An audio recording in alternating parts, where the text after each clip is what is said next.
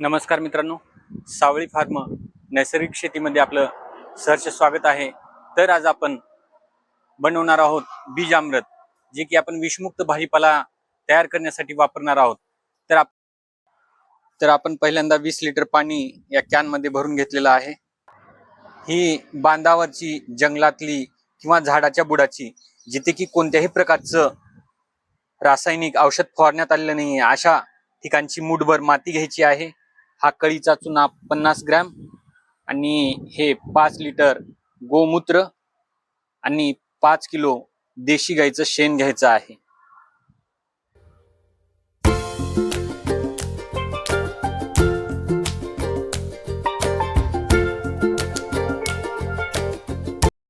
आपण हे जे गाईचं शेण आहे, हे शेण एका कापडामध्ये असं बांधून घेत आहोत आणि हा चांगल्या प्रकारे हा कापडामध्ये बांधून हा कापडच त्या बीजामृतच्या जो आपण बनवत आहोत त्या ड्रम मध्ये सोडायचा आहे।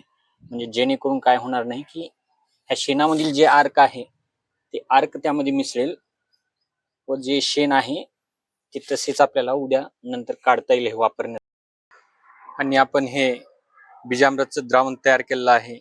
हे द्रावण 24 तासानंतर आपल्याला पेरणीसाठी अथवा भाजीपाला लागवडीसाठी हे वापरायचं आहे।